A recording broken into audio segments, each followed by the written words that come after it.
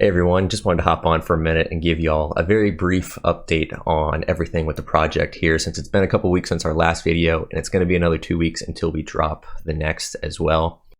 There's a couple small things been going on in the car in the garage, just drilling out some of the suspension holes, cutting a couple of slots that we needed, and just general inspecting all the beads to make sure we have complete coverage on each of the joints.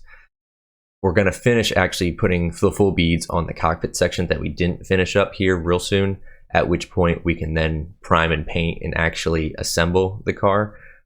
It's just a bit of a delay between scheduling some of those things. I also briefly wanted to touch on the 2 polls that we have out so far. The first was for the tire tread to put on the Octane, and the Toyos won that with quite a bit of a landslide, but it turns out that they are back ordered, and so I ended up having to order the second place option, the BF Goodrich KO2s. Those have already been delivered and we're ready to mount those and get them on the car. The second poll related to that actually was what wheels to actually mount them to, and for that the Cristianos won with 52% of the vote, which is a lot more closer considering OEMs had 33%, but I'm actually really happy with Cristianos winning just because I think they're unmistakably Rocket League. They're just a really cool and unique design that you don't really see mimicked in the real world right now versus OEMs and other things. You can find sort of equivalents out there already.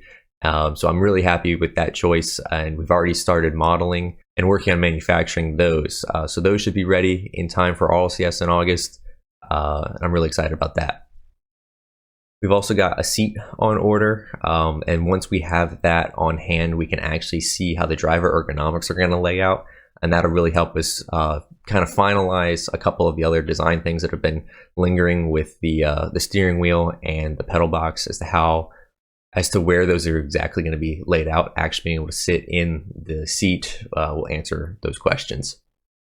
In terms of where things are going to be at for Fort Worth in August, I just want to be clear in what we're bringing. It's not going to have bodywork on it. We didn't want to just throw something together that was going to look tacky in the end. You know, we want this to be something that is a very professional look to it. So there's no sense in rushing things that aren't necessarily ready. So bodywork's number 1, and then number 2 is we haven't actually purchased the motor yet. That's going to be on the September-October timeline. There also are some items that won't be on the car, but we will be bringing. For example, the differential / rear axle assembly is probably not going to be actually installed on the car quite yet. That's going to wait until we actually have that motor and we can line everything up correctly. But what we will do is bring that assembly and have it available as sort of a show and tell, along with some other parts for anyone that kind of comes up to our booth or paddock, whatever we can set up outside the arena. It's just visual aids and things that people can check out and get an idea as to what's going on. So that's about all I have for today. As always, if you have any questions, post them in the comments. I'll try and get back to you as soon as I can.